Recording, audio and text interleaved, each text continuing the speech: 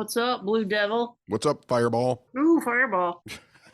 Ooh, my favorite. Ooh, your favorite. Ooh. We went to the Comic Cons yesterday and you bought a little toy and I said, what the fuck is that? What the fuck is that from? And you're like, it's Blue Devil. It's Blue Devil. It's the Blue Devil. It was a comic book that came out when I was a kid that I loved. It was about first of all, did you ever watch The Fall Guy with Lee Majors? What year is it? No. You never watched that? No. Okay, well, they're remaking it with Ryan Gosling, just in case. Well, I'll watch the shit out of that one. I know, but I was asking anyway. For some reason, in the 70s and 80s, stuntmen were a big thing. Yeah. Like Evel Knievel, The Fall Guy, all that stuff. So there was this comic book about a stuntman named Ted Cassidy, and he plays a character in a movie called Blue Devil, and then through some comic book hoo-ha magic, he actually gets locked into his suit forever and given the powers of a devil. Well, where it was located, where the person was selling it at Comic-Con, it was like around some Batmans and some other people. So I'm like, who's this? And you're like, it's Blue Devil. And I'm like, yeah, but what is he from? You're like, Blue Devil. I'm like, this isn't helping. I thought he was part of a universe of some other something.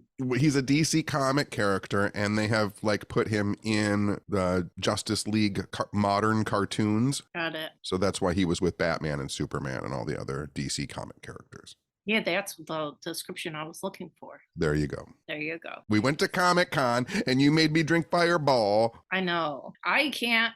I'm sorry if this makes me an alcoholic. I'm not an alcoholic. I literally never drink, but I can't go into very busy social situations 100% sober. I need a shot ski. I just need a shot ski so I can calm down. So I brought us baby shot skis of Fireball bottles, and we did it outside before we went in. And then we went in, and it was kind of dead. There was not that many people there. There was not that many people there. Well, first of all, we got there like 2 hours before the con was going to close, and like 90% of the celebrity guests weren't at their tables anymore. Like, that is so shitty. This is my complaint. You know I have this complaint from years back. That was shitty. You know that's my complaint. There is a little John Tenney walking around that comic book convention whose only chance to go was then. Mm-hmm. And he showed up with his little $3 and all he had left in his whole life to see some people, and everybody had fucking gone home. Literally everybody. Like, none of the people that I would have remotely wanted. Well, okay, one person was still there, but like literally everybody was gone.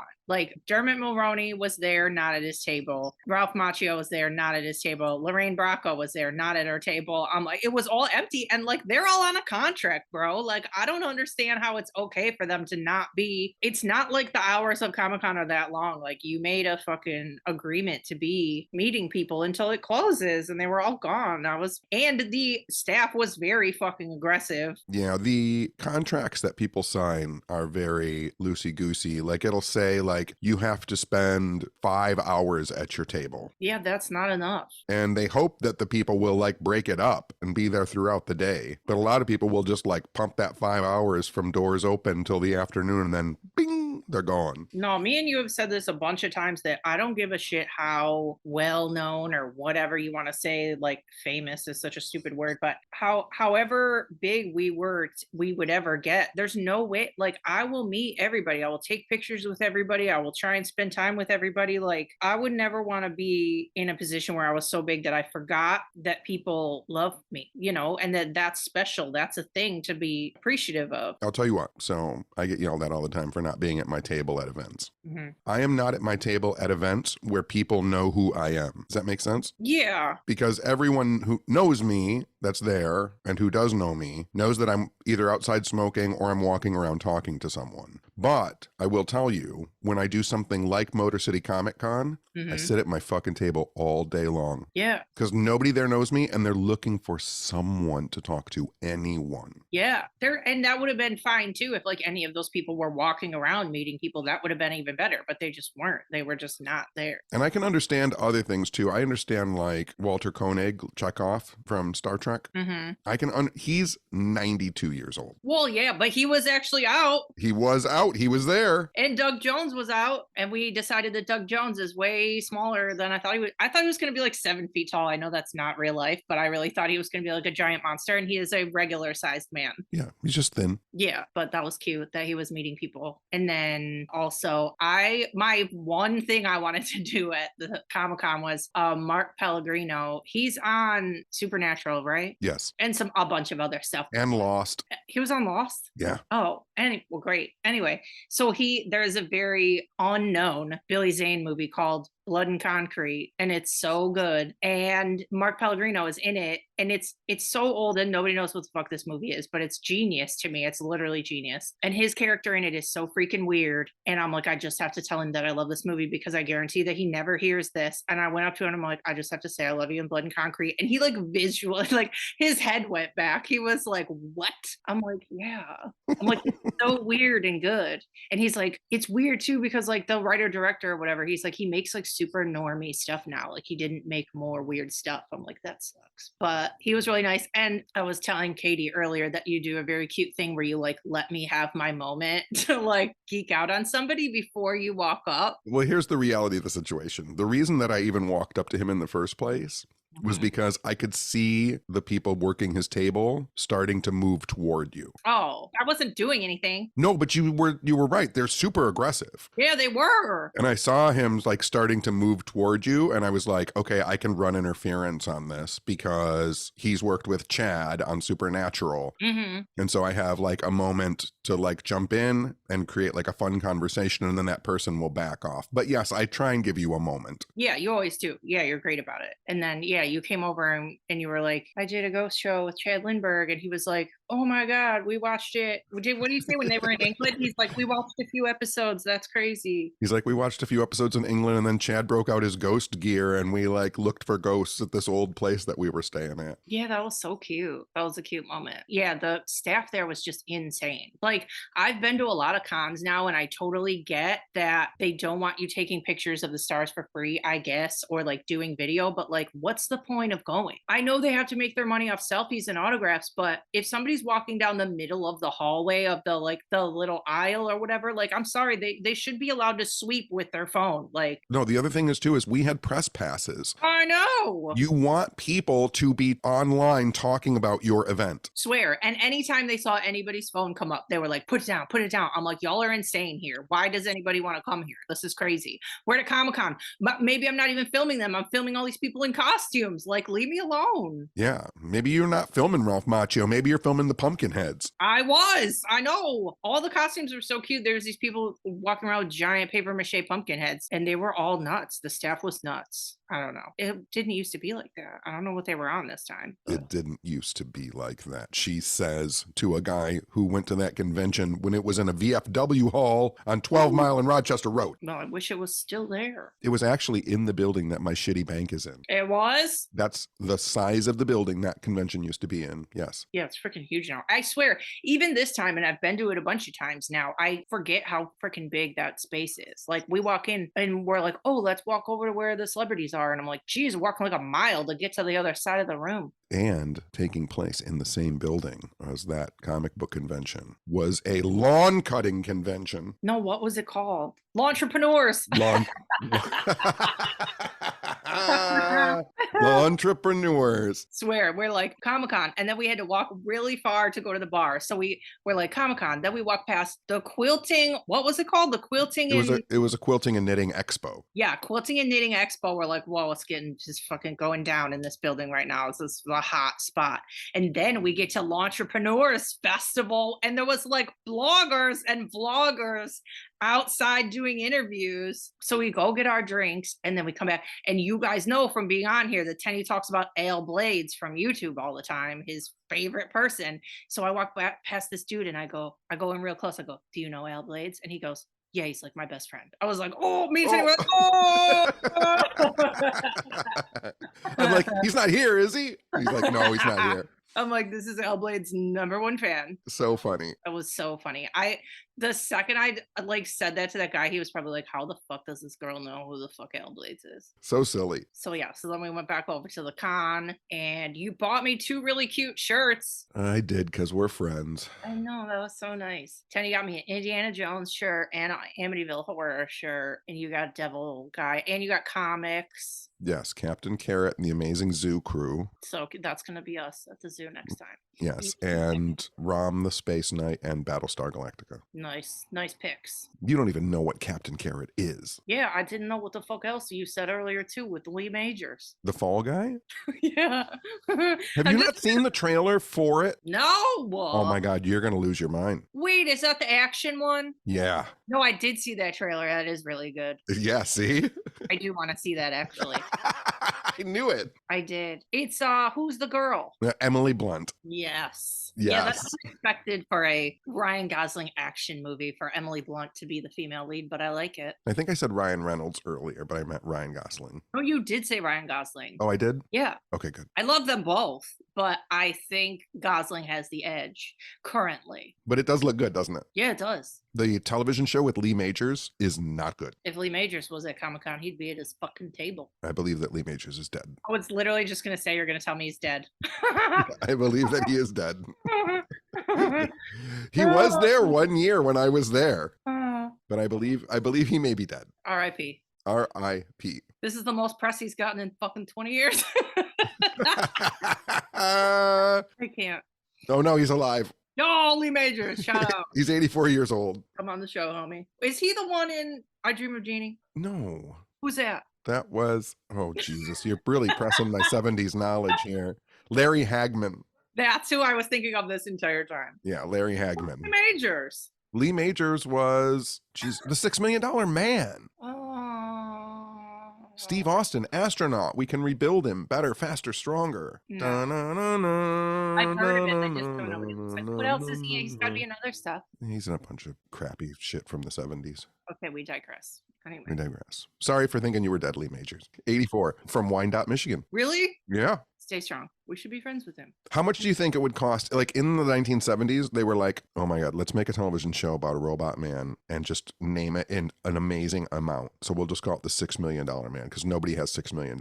Yeah, right. And now if you made that movie, what would you'd have to call it like the $6 trillion man. Yeah, you'd like the $600 trillion man. Yes, there's no number that's not attainable for people anymore if you just don't pay anyone who's ever worked for you. And in the $6 Million television show, all they did was replace his legs, an arm, and an eye. That was it. That's why he was so expensive? Yeah, they rebuilt him with 2 new legs, 1 new arm, and an eyeball that could like zoom in and out and act like a camera. I mean, U.S. healthcare prices, that probably is the price. That's like the price of a toe. Yeah, that's a one. That's like a pack of contact lenses. That'll be $6 million. But anyway, so yeah, we still we can have fun doing anything, so we still had fun, but it was a little bit of a bummer. But we went to Olive Garden after, so we really turned everything right the fuck around. Yes, for sure. Yes, we went to Olive Garden, which we learned, hey, guess the fuck what? Olive Garden gives a hefty Veterans Day discount, and we accidentally went on the wrong day. It was busy as hell. It was very busy. Saturday night, Comic-Con, Veterans Day benefits. Yeah, just the hot spot is Olive Garden where it goes down. And our server was so good. He was really kicking ass. I don't think he was expecting to be as busy as he was. No, I literally went out of my way to find a manager after and told him that the bartender was extraordinary. Yes, you did. It was very nice. I like someone who worked in service for so long. Like that'll float you for fucking months, bro. Yeah. But anyway, we love the Olive Gardens. No surprise here. Another thing that we did a few days ago is we got to guest on the Bigfoot Collectors Club podcast. Uh-oh. Bow, bow, bow, bow, bow. Bow, bow, bow, bow. So that'll be released in November, they said. Yeah, I think he said the last weekend November it'll be out. So oh, wait, it is November, isn't it? Yeah, but we still got a couple weeks before it would be out. Okay. This is just a heads up. But the hosts of Bigfoot Collectors Club, if you've never listened to it, Bryce Johnson is on Expedition Bigfoot, and Michael McMillan was Steve Newlin on True Blood, Yep. which is so exciting. And Riley, their producer, is like this crazy, amazing musician. That's so sick. What a crew. They're so freaking nice too. Yeah, they are like the ultimate trio. I know. I was thinking that like when I was like making notes to be on the show, I was like, because you know how me and you always talk about how we will do anything for the story or the experience. And then when you're at a party, somebody will be like, oh, well, what's the craziest thing you, or what's your story? And then we'll be like, well, you have a million, I have a million. But I was like, he is such a good like conversation ender because somebody could say something and he'd be like, well, it was on True Blood. So I'd be like, boom, done. Who doesn't love True Blood? I've never watched it. Oh my God, watch it. Never watched it. It's so good. It's so outrageous and very funny and sexual and hilarious and perfect. And like everybody's hot. Literally everybody's hot. It's vampires, right? It's everything. There's werewolves, there's vampires, there's supernatural shit, there's fairies, there's fucking everything. And there's a lot of parts smushing in that, right? Well, yeah, there's lots of banging. Yeah. Yeah. Parts smushing. What am I talking about? I don't know. We're off the rails. It's off the rails. Parts smushing. Not even doing anything. They're just smashing together.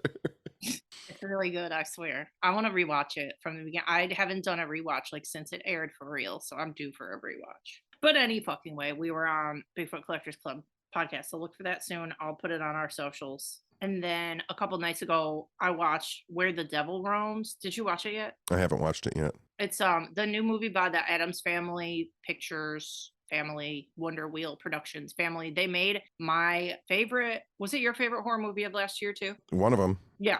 Hellbender was the movie they made last year, which just stole my heart. So this is their new offering. And it's really good. It's like a murdery supernatural sideshow movie. Like it has a lot. There's kind of a freak show energy, kind of a like Todd Browning's Freaks. Kind of like yeah. Yeah, that situation. But it also kind of reminded me of The Lighthouse. Mm. It's just like out there. That's good. Cool. Yeah, very out there, very gory, very cool. Just everything they do is fucking cool. And they act in it, they direct it, they write it, they do the effects, they do the music, they fucking do everything. So you're watching it and you're like, how does one family just are they this cool? How are they this cool? They're just the coolest. They are the coolest. Where did you watch that? I want to watch it. I actually rented it on YouTube. Oh. Yeah, so it's rentable right now through YouTube and I think Google and like one other thing. It's not wide yet, but okay. It's rentable for $7 and it was really good. I will rent it and watch it. Yes, you have to. And a weird side note that like ties into us just talking about Bigfoot. Cliff Barackman from Finding Bigfoot, our buddy, his wife worked on some of the gore and body parts and effects for Where the Devil Roams. Oh, I knew Melissa did stuff like that. Yeah. Isn't that crazy? Yeah, that's really cool. And the gore in the movie is so good. It's so real. I was like, ooh. Ugh. Like it takes a lot for me to be grossed out, but some of it was like, oh, that's like it doesn't take a lot for you to be grossed out. Well, in horror movies and true crime stories, I feel like it does. Like but I mean, like there are like 5 things I could say right now that would make you want to vomit. You're right. Yeah, I don't like body stuff. Right. But like blood gore, because me and Katie have talked about this before too. Like in some like giallos, they use a very bright red blood that's supposed to look fake on purpose. But some horror people use like a black ass fucking nasty real looking blood and you're like, ooh.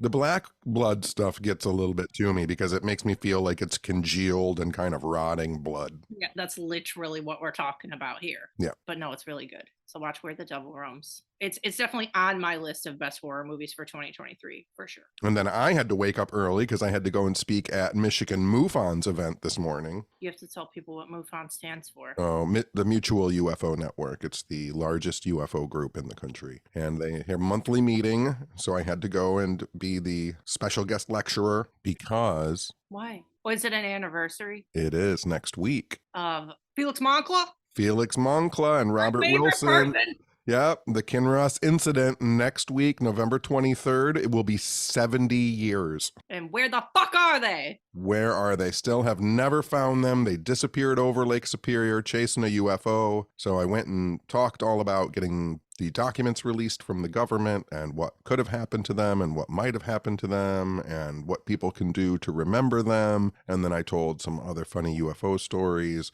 And then it was wonderful. That sounds so cute. It was very cute. And it was at Splash Village in Frankenmuth.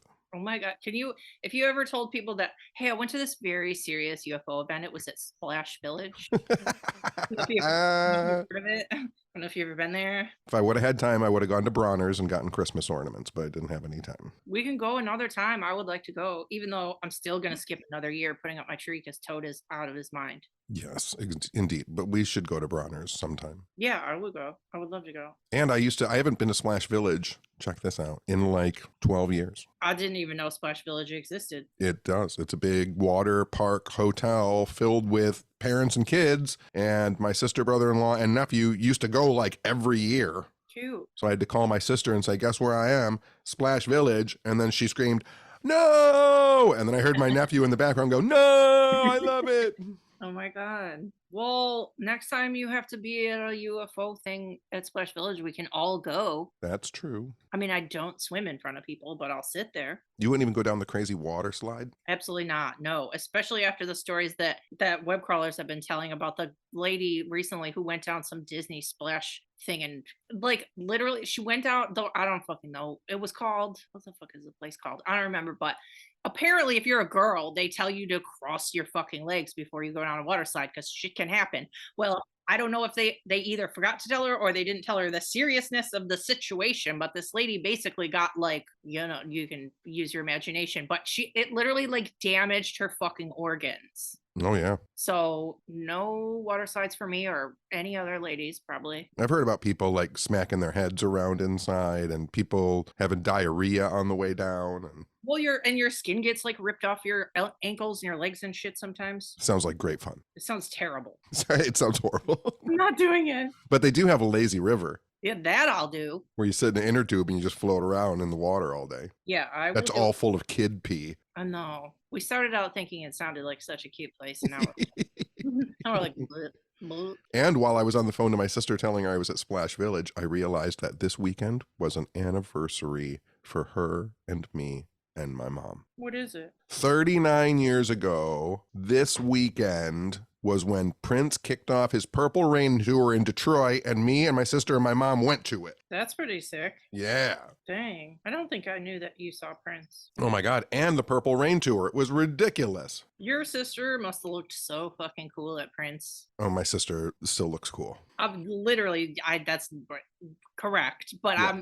I'm picturing like the sickest hair, the sickest outfit. Oh, yeah. Dang. Do you guys have pictures anywhere? No. Damn it. I think we were just too excited because we were seeing Prince. Yeah. Prince and the Time. Come on now. More stay in the motherfucking time. And this is when Prince had the jack-off guitar where he'd stroke the neck and spray milk all over the crowd. Oh my, I didn't know that existed. Oh, yeah. He had a jack-off guitar? It's in the movie Purple Rain at the very end. He starts stroking the head of the guitar and it starts blasting fucking cream out the top of it. Are we allowed to call this episode Jack-Off Guitar? Maybe. Can you put Jack-Off in a title? I think you can. Well, just put like J.O. No way. Just spell it right out. Jack-off guitar. I'll spell it like it's Russian, like Jakov, Jack-off. Nope. I gotta go. I gotta leave. I'm leaving. My jack-off guitar. You will love it. The Jack-Off.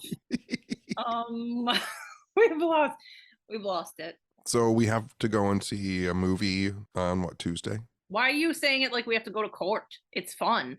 Well, we have to go and see a movie on Tuesday. Yeah, be excited. Okay, I am excited. We're going to an advanced screening of Eli Roth's new slasher, Thanksgiving, which started as a joke in the movie Grindhouse. It was a two-part movie. Tarantino and Robert Rodriguez made Death Proof and Planet Terror. They played fake trailers in between. One was Thanksgiving, one was Werewolves of the SS or something. And people are like, ever since then, people are like, make Thanksgiving a real movie, make Thanksgiving a real movie. And it took 15 fucking years, but here it is. And the trailer is really good. And we're going to see it with a bunch of friends? Yep. Yeah. So that's Tuesday, and then we'll give you guys So then I'm going to hang up on you now, and we'll go and see it. Yes. And then I'll call you back and we'll talk about it and end the episode. Yes. All right, then I don't have to do my regular goodbye. I'm done. Fine. Oh, I'll call you back in a couple days. Okay. Okay, bye. Okay, bye.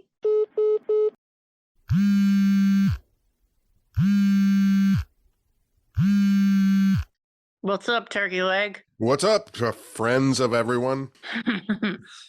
We went to the screening of Eli Roth's new slasher, Thanksgiving. And you brought all the friends. I did bring all the friends. We were allowed to bring people. I rounded up a bunch of weirdos. It was very cute. We had a good group and everybody had a lot of fun. Oh my goodness gracious. Yeah, we went to the... Okay, well, let's talk about the movie and then we'll get to why you're dead right now. First of all, I had to go to the bank. I didn't want you to have to pick me up early. Right. So I went to the theater early and met Josh Mallerman, who was there early. Yes. And he and I had 2 drinks. Oh, didn't know that. Oh, yeah. Mm. So drinks started at 3:30. Did you drink during the movie? Oh, yeah. Oh, I didn't know that. Yeah, one of the times Josh left to go to the bathroom, he went and got us more drinks. Oh, no. Yeah, I sat there and drank my little pop like a little nugget. Well, okay, so I loved the movie. It was really good. I was hoping from the trailers, I was hoping it was going to be like Final Destination, like crazy kills, like silly kills. And it was like that. I was super surprised at practical gore. I knew he was going to do it. He doesn't ever not use practical gore. I know, but I mean, in this day and age, you always think like it's going to be like CGI blood splats, and it was absolutely like we went to the delicatessen and we bought a whole bunch of sausages, and now we're going to throw them on someone's belly and they're going to be guts. There was lots of guts. Yeah, it was fun. The kills were fun. It was funny. I liked all the actors. I don't know, it was awesome. I'm definitely going to watch it every year at Thanksgiving. Like the scenery was cute. The little town they did it in was cute. They had like blow up turkeys and parades and cute holiday stuff, but then it was like there was a murderer. It was not for me. Oh God, I don't even understand how not, but I stopped trying to understand you a long time ago, so. I know. It was fun. It was gory. It was one of those things where it seemed like the movie wasn't actually written. I don't even know what that means. I mean, it just seems like a bunch of stuff happened, and I didn't know who. This movie is not made for a 52-year-old white man. No, it's not. No, it's just like it's literally in the spirit of Final Destination movies. It's like a movie you watch every year, like Scream or Final Destination, or I don't know what else. But you just can't, for someone like me, you just can't have a movie that has like 3 brown-haired guys in it, because I don't know who any of them are, and they are all just the same. All of the actors looked completely different. I had no idea who I was looking at any one time, and I kept thinking, didn't that guy just die? No, you're insane right now, bro. The one kid is so cute. He was on this show I watched this year called School Spirits, which I love. I think I talked about it on here, but it's like a ghosty show on Paramount Plus. You talked about it on the podcast. Yes, I fucking love him. His name's Milo Manheim, and he's so cute. And he was one of the people in this movie, so I was already like, yay. But yeah, it was good. It was like exactly what I wanted it to be. Like no notes, like perfect. I literally have been complaining on this podcast and off of this podcast for years that Eli Roth continually lets me down, and I feel like I need to send him a letter. Like, you did it, bro. You fucking did it. He let me down. Well, it's not for you. One of the girls in the movie is like the most famous TikToker girl ever, so it's definitely not for you. That's what I mean. Like, I have no idea who anybody is. Everybody looked the same to me. The plot did not seem to be written. You're crazy. But at least you had cocktails and friends. I did. I had cocktails and friends, and now I am wasted. I know, I came home like 3 hours ago and I'm like, where's Tenney? We got to finish the episode. Where is he? I ate Taco Bell. I've watched a movie and a half already. Oh my goodness. On the way home, I got an Uber. And what did I order to eat when I got home? Pizza? Taco Bell. Oh, I wish I got pizza. Well, my Taco Bell was fine, but like now I wish I did 2 dinner and I had 2 dinners right now, but I do not. But yeah, it was fun. Everybody had a really good time. Everybody had fun. It is now 8 hours and 30 minutes later. I've been drinking since 3:30. I've been drinking for those 8 hours and 30 minutes. You have no one to blame but yourself, and a side blame for Josh Mallerman. Yes, for true. I had literally one drink. And for some reason, I just put my credit card on the bar and said, just buy everybody's drinks. Well, that's good because me and Kelsey put our drink on your tab. Yeah, that's fine. No, no, but listen, here's what happened. I ordered our stuff. She was just having a pop, so it was really just me getting a drink. And then I pulled out my credit card because I knew I was only gonna have one. Because A, I only really wanted one, and B, that's all I have fucking money for right now. And Chris goes, I hand it to him, and he goes, Tenney has the tab open. Do you want me to put it on there? I'm like, it sounds like you want me to put it on there, Chris. So go ahead.